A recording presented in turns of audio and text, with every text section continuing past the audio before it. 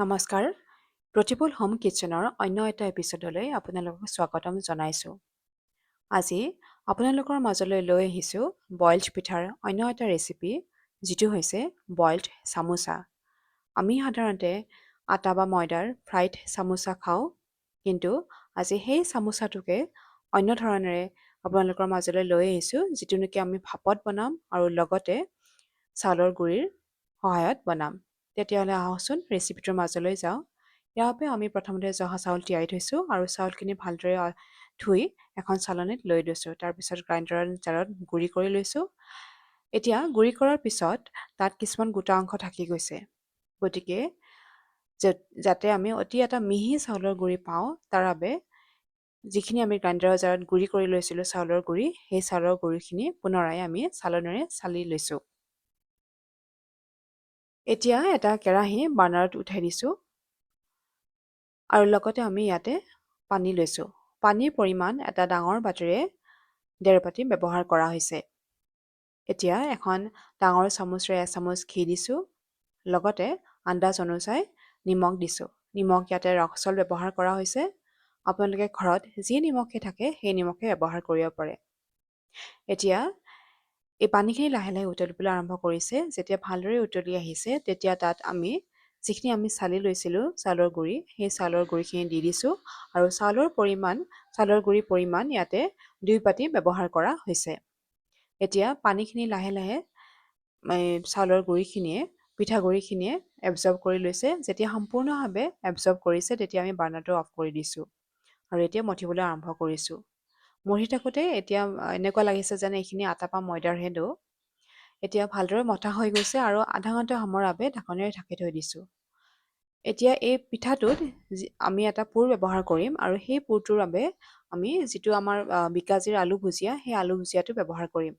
গতিকে এই আলু ভুজিয়া ব্যৱহাৰ কৰিছোঁ এটা বাতিৰে এবাতি, আৰু এইখিনি এটা গ্ৰাইণ্ডাৰৰ জাৰত দি দিছোঁ আৰু গ্ৰাইণ্ড কৰি লৈছোঁ। আলু ভুজিয়াৰ ঠাইত আপোনালোকে মগু দাল নাইবা যিটো আমি বজাৰত পাওঁ মিক্সাৰ, সেই মিক্সাৰ ব্যৱহাৰ কৰিব পাৰে। গ্ৰাইণ্ড কৰা হৈ গৈছে। এতিয়া এই গ্ৰাইণ্ড কৰি লোৱা আলু ভুজিয়াখিনিৰ লগত আমি আগতে আৰু অলপ মিক্সাৰ গুড়ি কৰি থৈছিলোঁ, সেই দুইখিনিয়ে মিহলাই দিছোঁ। এতিয়া যিখিনি আমি ময়দাৰ ডো বনাই থৈছিলোঁ, সেই ডোটোৰ পৰা কেইটামান বল বনাই আছোঁ। এই বলকেইটাৰ আকাৰ দেখাই পাইছে, অলপ ডাঙৰ আকাৰত বনাইছোঁ। আটাৰ বল যেনেধৰণে বনাওঁ ঠিক তেনেকৈ বনাইছোঁ, কিন্তু অলপ ডাঙৰ আকাৰত। একেলগে কেইবাটাও আমি বনাই লৈছোঁ। এতিয়া এই বলকেইটাৰ পৰা আমি ৰুটিৰ আকাৰত বেলি আছোঁ, কিন্তু বেলোতে আমি অতি সাৱধানেৰে বেলি আছোঁ, বেছি প্ৰেছাৰ দি বেলা নাই।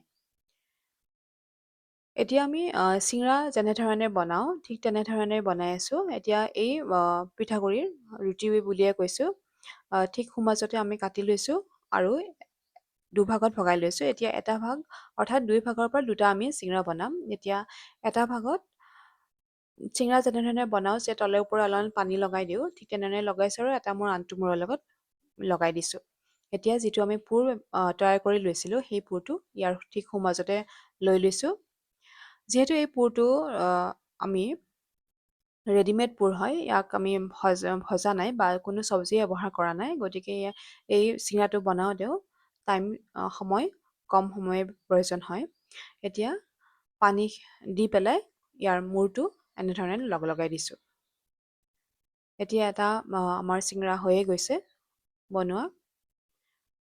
আমি সদায় খাই থকা ৰেচিপিসমূহত যে সেই ৰেচিপিটোকে যদি আমি অলপ বেলেগ ধৰণেৰে বনাই খাওঁ, তেতিয়াহ'লে আমাৰ পৰিয়ালৰ সদস্যসকলেও খাই ভাল পায়, লগতে আমাৰ নিজৰো খাই ভাল লাগে।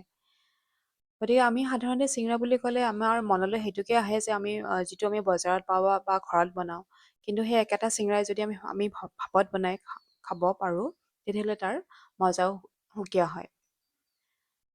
এয়া দ্বিতীয়টো আমি বনাই আছোঁ।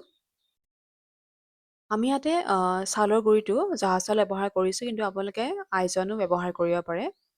এতিয়া এটা চচপেনত প্ৰায় 3 ভাগৰ 1 ভাগ পানী লৈছোঁ আৰু নেমু টেঙা দিছোঁ। যিহেতু এই পিঠাটো আমি পানীৰ ভাপত বনাম, গতিকে তাত নেমু টেঙা দি দিছোঁ যাতে চচপেনটোত দাগটো নবহে।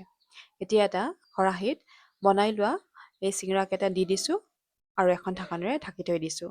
প্ৰায় 20 মিনিট সময়ৰ পিছত পানীৰ ভাপত হৈয়ে গৈছে আমাৰ পিঠাটো। ঢাকনিখন আঁতৰাই চাইছোঁ, আমাৰ পিঠা হৈ গৈছে। দেখিবলৈ বৰ সুন্দৰ হৈছে। এয়া হৈছে আজিৰ ৰেচিপি। ৰেচিপিটো চাই কেনেকুৱা পালে জনাব। যদি ভাল পায় তেতিয়াহ'লে লাইক, শ্বেয়াৰ আৰু কমেণ্ট কৰিব নাপাহৰিব। লগতে ছাবস্ক্ৰাইবো কৰিব নাপাহৰিব। আপোনালোকে যদি আৰু এনেকুৱা ধৰণৰ ট্ৰেডিশ্যনেল ৰেচিপি বিচাৰে তেতিয়াহ'লে জনাবচোন। আপোনালোকৰ মেছেজসমূহে আমাক বৰকৈ উৎসাহিত কৰে। আজিলৈ আহিছোঁ। ধন্যবাদ।